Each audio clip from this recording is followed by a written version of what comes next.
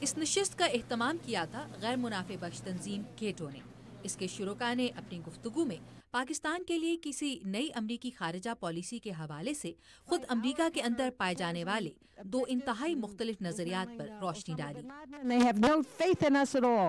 خوبصورت شلوار قمیض میں ملبوس پاکستان کے لیے سابق امریکی سفیر وینڈی چمبرلین نے خطے میں امریکہ کے دیر پا قیام کے حامی نقطہ نظر کی نمائندگی کی۔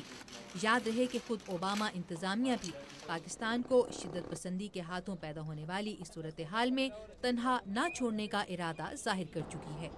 جہاں کہیں بھی حکومتیں مضبوط ہوں گی، پولیس کمیونٹی کے لوگوں کی حفاظت کرنے کے قابل ہوگی، جہاں لوگ اپنے بچوں کو کسی خوف کے بغیر اسکول بھیج سکتے ہوں گے اور جب وہ گریجویٹ کریں تو ان کے لیے ملازمتیں موجود ہوں، وہاں القاعدہ اور دوسری دہشت گرد تنظیموں کو پنپنے کا موقع نہیں ملے گا۔ اور یہ امریکہ، پاکستان، افغانستان، صومالیہ اور یمن تمام ممالک کے مفاد میں ہے، اور مجھے یقین ہے کہ القاعدہ کو پنپنے سے روکنے کے لیے دیر پا کمٹمنٹ کی ضرورت ہے۔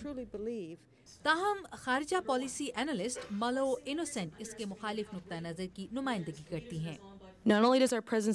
ہماری اس خطے میں موجودگی نہ صرف یہ کہ پاکستان میں دہشت گردی کو ہوا دے رہی ہے، بلکہ قبائلی علاقوں میں دہشت گردوں کی پناہ گاہوں پر ڈرون حملے جنگجوؤں کو پاکستان میں مزید اندر تک دھکیل رہے ہیں۔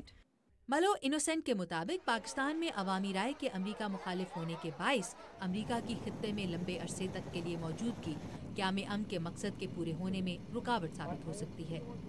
پاکستان کی جانب امریکی پالیسی میں پچھلے کچھ ماہ میں تبدیلی آئی ہے، وہ یوں کہ صدر اوباما وہاں کی حکومت ہی نہیں بلکہ عوام کے ساتھ بھی ایک تعلق استوار کرنا چاہتے ہیں، لیکن واشنگٹن میں پینٹاگون کی شکل میں ایک بہت بڑی بیوروکریسی موجود ہے جو کہ اس علاقے میں امریکہ کی فوجی موجودگی کی حامی ہے، اور امریکہ کے خطے میں یہی فوجی موجودگی انتہا پسندی کو ہوا دے رہی ہے۔ پاکستان میں ڈرون حملوں کے خلاف پائی جانے والی عوامی رائے کی موجودگی کے باوجود ڈرون طیاروں کے استعمال کے بارے میں ایمبیسڈر چمبرلین نے کہا،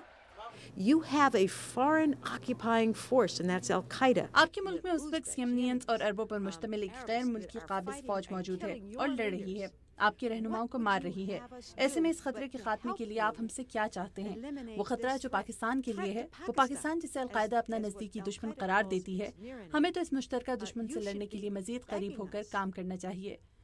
شدت پسندوں کے خلاف جاری فوجی آپریشن کے نتیجے میں بے گھر ہونے والے افراد کی امداد کے ذریعے سے ان کے دل جیتنے اور اس کے نتیجے میں شدت پسندوں کی عوام میں حمایت کرنے کے آئیڈیا کا بھی اس گفتگو کے دوران ذکر ہوا، لیکن ملو انوسینٹ اس کے حوالے سے کچھ تحفظات رکھتی ہیں۔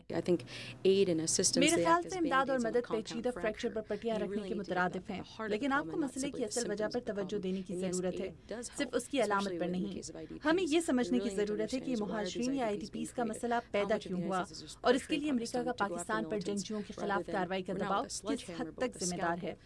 اس پینل ڈسکشن کے دوران یہ نقطہ بھی اٹھایا گیا کہ پاکستان کے بعض حلقوں کی اس رائے کو کہ پاکستان کے کچھ ہمسایہ ممالک اس کی موجودہ صورتحال کے کسی حد تک ذمہ دار ہیں کو سنجیدگی سے لینا چاہیے، اور پاکستان اور امریکہ کے درمیان کسی بھی گفتگو کا آغاز پاکستان کے یہ خدشات ہونے چاہیے۔ عائشہ خالد، اردو VOA، واشنگٹن۔